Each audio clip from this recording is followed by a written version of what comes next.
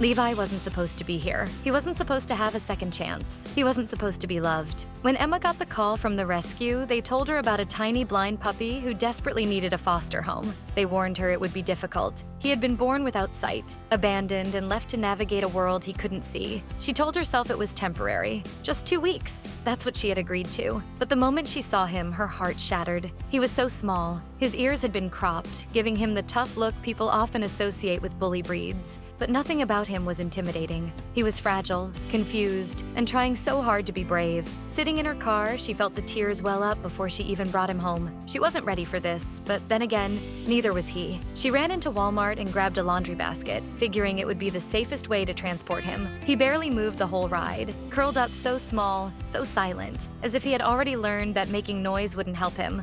When they arrived, he took careful, hesitant steps into his new home. The reality of what it meant to have a blind dog set in immediately. He walked straight into a wall, startled, stepped back, and then tried again. Emma hovered, constantly ready to catch him, guide him, stop him from hurting himself. She had never been this anxious in her life. At night, she sat awake, watching him. Every time he stirred, she checked to make sure he was okay. He didn't know where the water bowl was. He didn't know how to find his bed. He didn't know how to trust. She bought him a special hula hoop harness designed to help blind dogs sense their surroundings. It was heartbreaking to watch him try. He'd walk, hit a wall, pause, and lower his head. Sometimes he'd let out a little sigh, defeated. And every single time she whispered to him, "Try again." And he did. He always did. 2 weeks passed and she realized there was no way she was letting him go. Levi was hers. She thought he would be an only dog. Socializing was hard for him. In doggy daycare, he was defensive and sometimes aggressive. He had never seen another dog before, never understood the silent body language that sighted dogs rely on. He responded with fear, lashing out before anyone could get too close. Emma accepted that this was just how it was going to be. Levi would be her one and only. Then she got another call.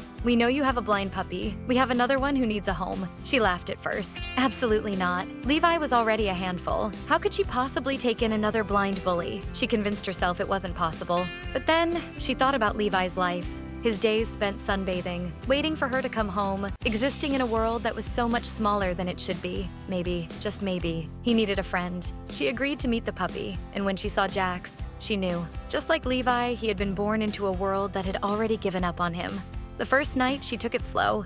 Levi and Jax sniffed at each other under the door, their first introduction happening in silence, through the thin space between the floor and the doorframe. Then, she let Levi smell Jax while she held him, keeping them at a safe distance. No sudden moves, no surprises, just quiet understanding. A few weeks later, they met on leash. Levi surprised her. Instead of reacting with frustration, he led. When Jax struggled to find the doggy door, Levi walked through first, waiting on the other side. When Jax couldn't find the water bowl, he listened for the sound of Levi drinking, following the noise until he reached it. He trailed behind the sound of Levi's jingling collar, using it as his guide. Levi had never had a teacher. He had figured everything out on his own, but now he was the one showing Jax how to live in a world they couldn't see. They became inseparable. They played, they wrestled, they napped in the sunlight, always touching, always knowing the other was there. Watching them, Emma realized how wrong she had been to think Levi needed to be alone. He wasn't meant to live a quiet, predictable life. He was meant to love. Blind dogs, special needs dogs, and especially bully breeds are often overlooked in rescues.